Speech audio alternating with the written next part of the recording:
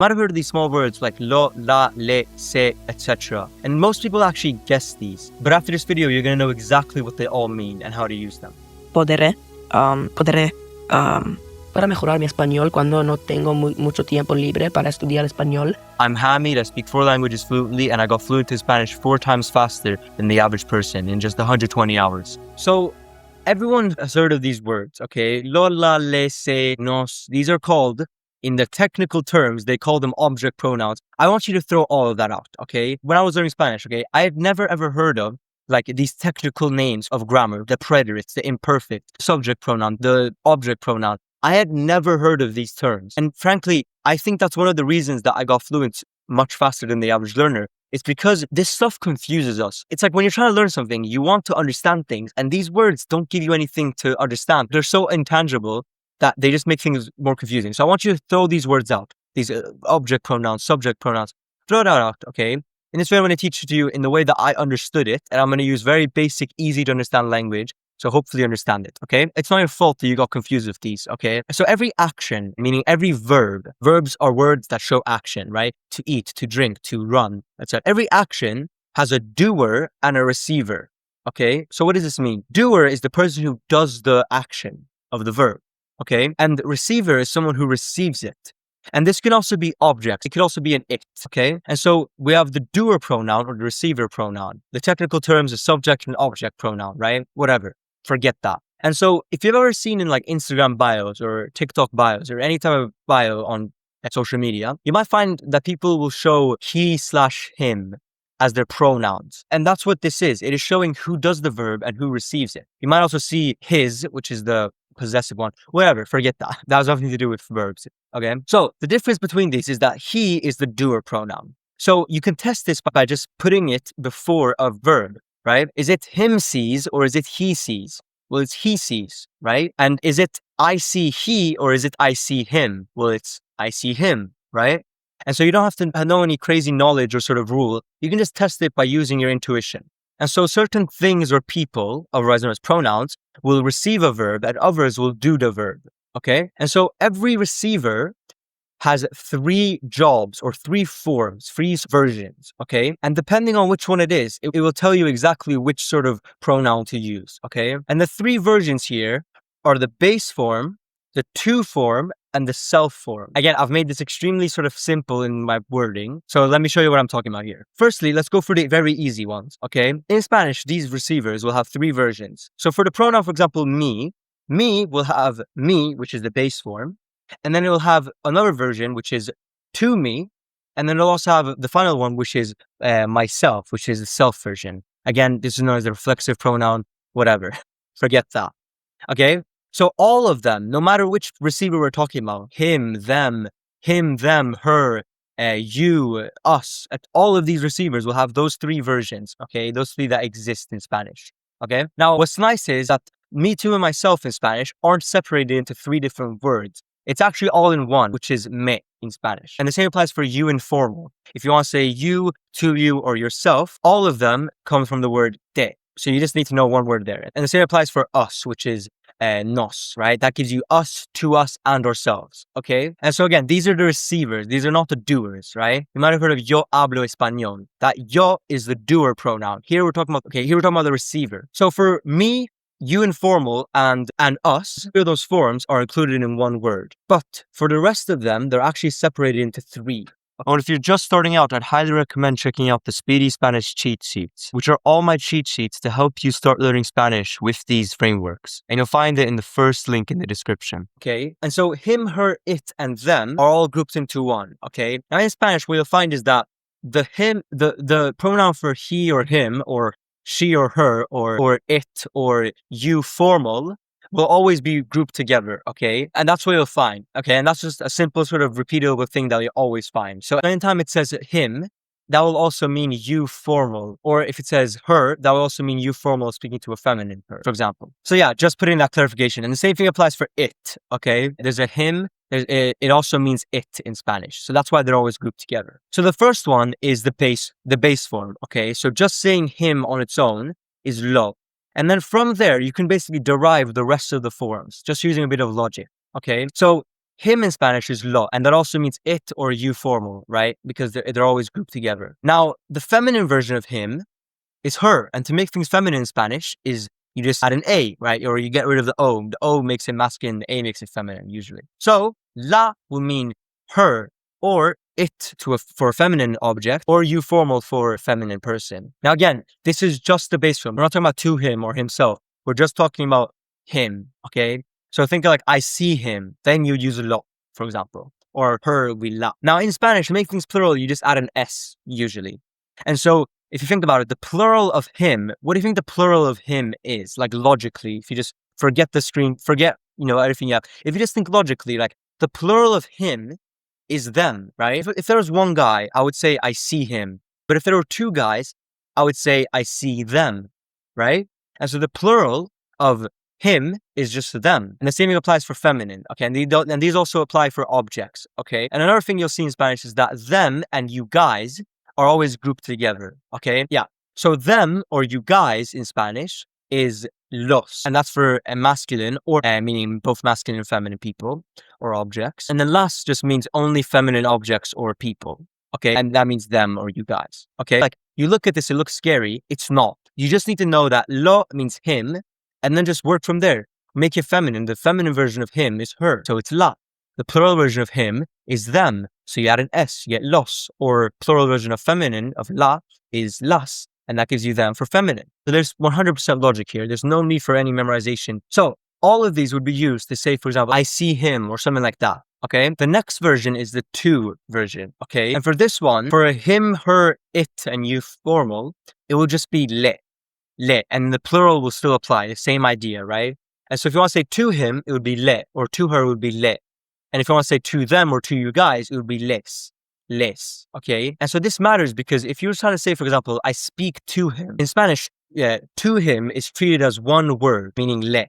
Okay. And so I speak to him would be le hablo, right? To that person. Okay. The main sort of teller to know when you're going to use lo versus le is if you can sneak in a to, okay? And this will work for majority of the cases. So for example, I see him. Could you say I see to him? No, right? It's not something that you do to someone, right? But I speak to him. Yes, there's a to there. But there are also other cases where it's a bit more obscure and you have to really think about it. Like I give him the book, right? When you give something to someone, you're giving it to them, right? And so even though English doesn't say I give to him, right? We just say I give him. In Spanish, you will actually say I give to him. You'd have to say le.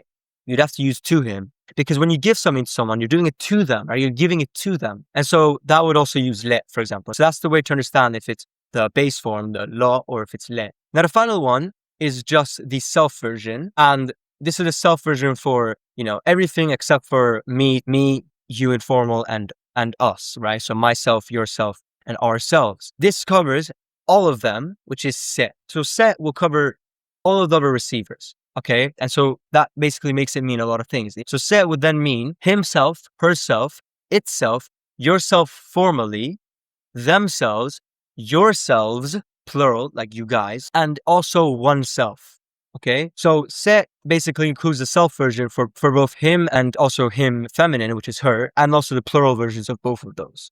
Okay. And so you might think that these are kind of hard, but really there's like 4 or 5 words that need to be memorized per se.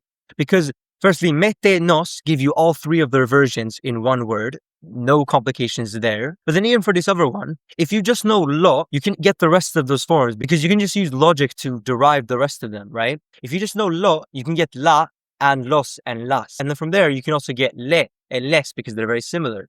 And so really, you just got to know mete, nos, lo, and se, 5 words or 6 words that you need to know. And then you just got to use some logic to get the rest of them. And so even though it looks like a bunch of jargon, it looks like a list of sort of pronouns you have to memorize, there's a lot of logic here. And so really, it's just a few words that you need to know and the meaning of them. It's very simple, but a lot of people overcomplicate it online. Now, this self version, the reflexive one, it can confuse some people, okay?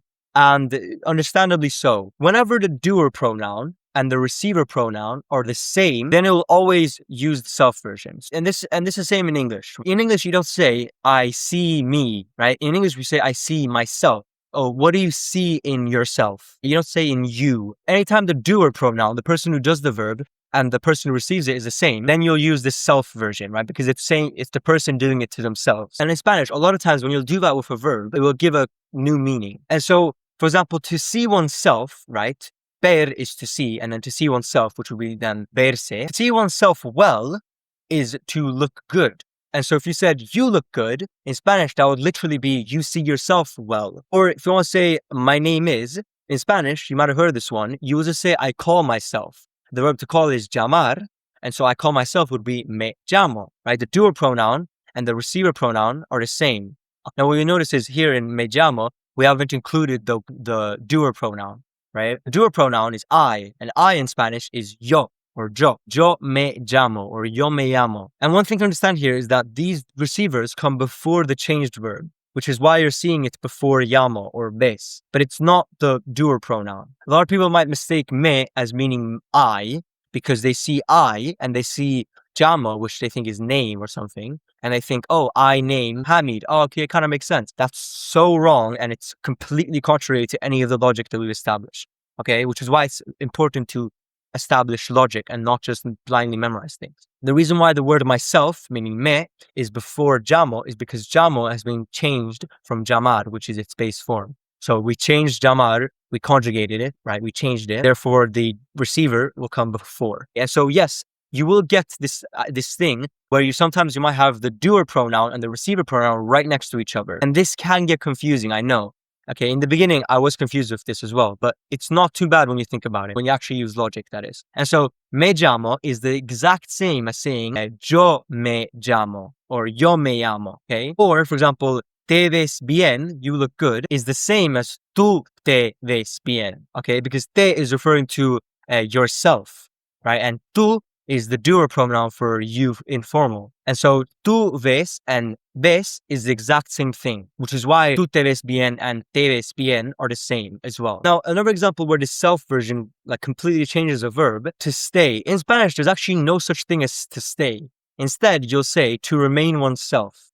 And so to remain is quedar. And so if you want to say we remain, we stay, or we're staying, in Spanish, you'd say we remain ourselves. And so then you'd say nos quedamos aquí, right? Nos means ourselves, comes before the changed verb, which is quedamos in this case. And so you get to we remain ourselves, which means we stay or we're staying. And so a lot of times when native sentences don't make sense to you, it's usually because you haven't understood this concept. And I see this all the time, okay? And don't worry, like this was hard for me in the beginning. It's not as bad as you think. It just takes a bit of like effort to think about. And so things like I like coffee, in Spanish you'd actually say the coffee is pleasing to me. And so there you would actually use the to version of the pronouns. He likes it.